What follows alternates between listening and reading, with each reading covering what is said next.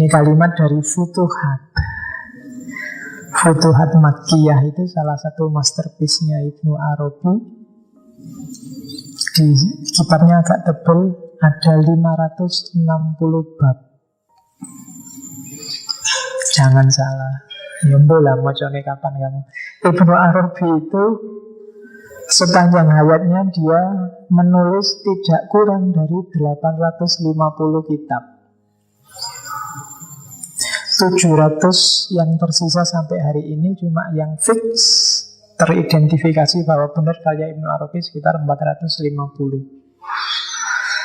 Ya, kalau dibandingkan sama umurnya agak nggak nyambung. Tapi Ibnu Arabi sendiri bilang, kalau saya nulis itu berarti saya sedang dapat ilham, sedang dapat kasyaf, sedang dapat pembukaan dari Allah dan nulis. Ibnu Arabi kalau nulis itu tidak pernah putus. Dalam arti begitu nulis, dia tidak akan berhenti sampai tamat dari bab awal sampai bab akhir. Dengan pelimpahan dari Allah saat itu juga nulis, dan itu bisa ratusan halaman. Beberapa bab kalau di Futuhat itu ada yang sampai 300 halaman. Jadi jangan disamakan kita. Makomnya betul, kamu nulis orang halaman aja pontang-panting berbulan-bulan. Iya, rata tadi. Ya kan, nah, Ibnu Arabi tinggal begitu dia dapat kasaf, pegang pena, nulis, dan tidak akan berhenti sampai selesai. Itu Ibnu Arabi. Ya, termasuk yang kalian ngaji yang bareng Cak Kus itu, yang Tarjumanul Aswaq itu kan ditulis ketika dia sebenarnya cinta untuk Allah, tapi dipicu oleh melihat anaknya seorang syekh di Mekah yang cakepnya luar biasa, putri. Dan dia dengan mengisyaratkan jatuh cinta pada anaknya syekh itu, tapi diarahkan ke Allah. Jadi jatuh cintanya ke situ, tapi arah cintanya dikiblatkan ke Allah. Kalau kamu bisa kayak gitu, bagus. Apalagi melahirkan kitab, kan luar biasa. Jadi kalau jatuh cinta, kalau jomblo itu ya yang kreatif lah. Lahirlah naskah-naskah kitab, buku gitu kan. Jadi jomblo tapi kreatif, jomblo yang membawa berkah. Jadi buku kan gitu. Oke, ketahuilah bahwasanya kebebasan dalam pandangan kami adalah menghilangkan sifat kehambaan dengan menggantinya dengan sifat ketuhanan ketika segenap hidupnya dikembalikan kepadanya. Inilah eksistensi hamba yang sebenar-benarnya. Dengan begitu ia menjadi tempat bagi daya Tuhan. Jadi di kita ada, saya bilang tadi kan, nasut adalah hud, ada kemanusiaan, ada ketuhanan. Kalau ingin manifestasi ketuhanan masuk, daya ketuhanan masuk, jadikan dirimu, kalau komputer, jadikan dirimu kompatibel, cocok sama frekuensi ketuhanan. Caranya apa? Yang kemanusiaan tadi disingkirkan, jangan ditaruh di tengah. Ketika karaktermu karakter ketuhanan, kamu klop sama Tuhan, daya Tuhan masuk. Tapi kalau masih banyak kecampuran manusia, ya nggak bisa masuk pas. Dia seret masuknya, banyak halangannya. Meskipun Allah sudah ngintip-ngintip, tinggal mau masuk, tapi dalam dirimu terlalu rame, terlalu berisik, terlalu ribut, terlalu banyak halangan, ya Allah nggak bisa masuk.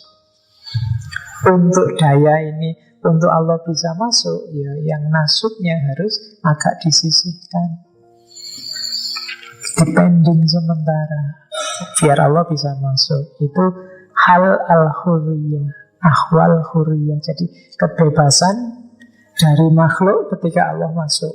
Itu namanya hal. Hal itu kondisi. Ahwal. Ini anugerahnya Allah. Biarkan Allah datang, bukan kamu yang datang ke Allah. Nggak nyampe, nggak kuat. Jadi carilah ridhonya Allah untuk Allah sendiri datang padamu. Karena kalau kamu sendiri yang ngejar Allah, berapa kekuatanmu. Ini yang saya bilang tadi, hadis qudsi, sangat terkenal, tidak usah saya baca. Sesungguhnya Allah berkata, barang siapa memusuhi waliku, maka aku menyatakan perang terhadapnya. Kalau levelmu sudah insan kamil tadi, tidak akan ada yang bisa mengalahkanmu. Karena kamu tidak bisa sedih, tidak bisa takut oleh apapun, Allah selalu melindungimu. Kalau kamu jalan, Allah yang jadi kakimu. Kalau kamu melihat, Allah yang jadi matamu. Kalau kamu bergerak, Allah yang jadi tanganmu, dan seterusnya. Ini adanya di hadis Qudsi. Hadisnya cukup terkenal.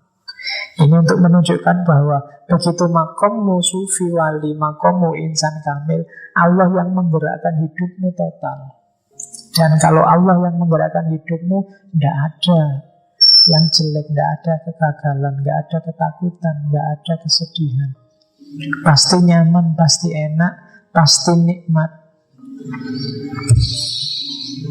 Oke, nah ini yang menarik dari Ibnu Arabi. Puncaknya kebebasan adalah tarkul hurriyah, tinggalkan kebebasan. Jadi ini makom hurriyah yang paling tinggi adalah makom tarkul hurriyah. Jadi ini Ibnu Arabi seolah-olah bilang, jangan mau jadi orang bebas. Tapi satu-satunya yang boleh memperbudak kamu, bikin kamu tidak bebas, hanya Allah. Kalau di Ibnu Arabi di Futuhat disebut makom ubudiyah itu lebih mulia daripada makom hurriyah. Jadi levelnya itu hurriyah, kebebasan dari makhluk. Di atasnya hurriyah ada ubudiyah.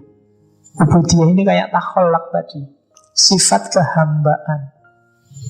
Jadikanlah dirimu berposisi sebagai hambanya. Kesadaran bahwa satu-satunya yang boleh memperbudak kamu, menghambamu, hanya Allah. Itu ubudiyah. Di atas ubudiyah ada namanya ubudah. Ubudah itu penghambaan, prakteknya sekarang. Kalau kamu posisikan dirimu sebagai hambanya Allah, sekarang dalam hidupmu prakteknya gimana sih yang menunjukkan bahwa kamu hambanya? Itu namanya ubudah. Nah, ubudah inilah yang disebut makom tarkul hurriyah, meninggalkan kebebasan. Jadi bebaskan dirimu dari semua makhluk, kemudian sadari posisimu sebagai hamba, sifat kehambaan, dan yang lebih tinggi dari itu, tinggalkan kebebasan, jadilah hambanya Tuhan dalam hidupmu sehari-hari.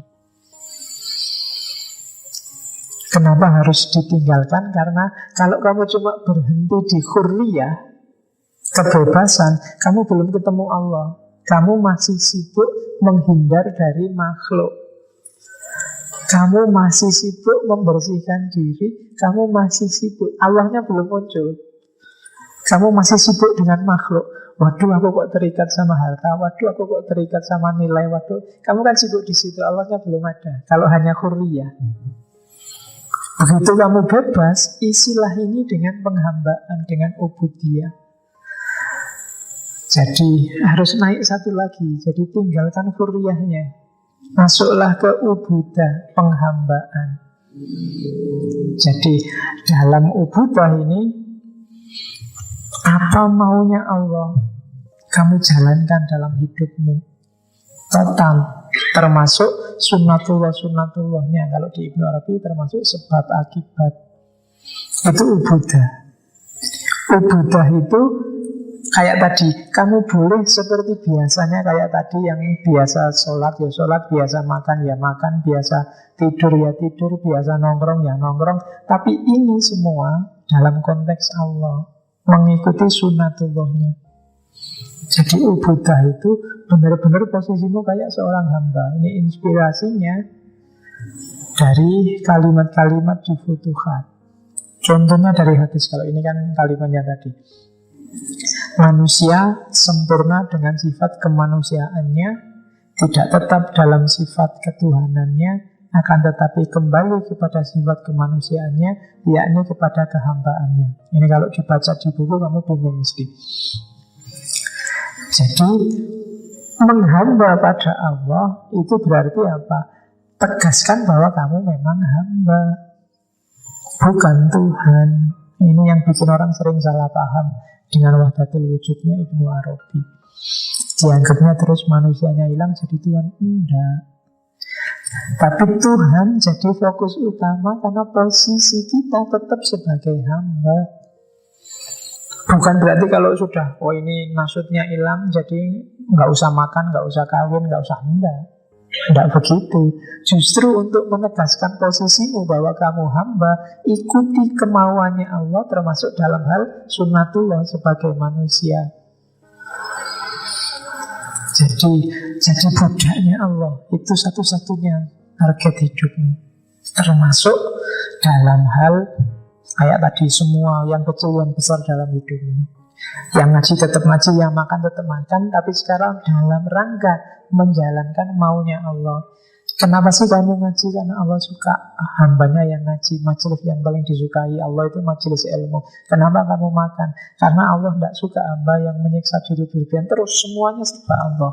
Ini namanya makom ubudah.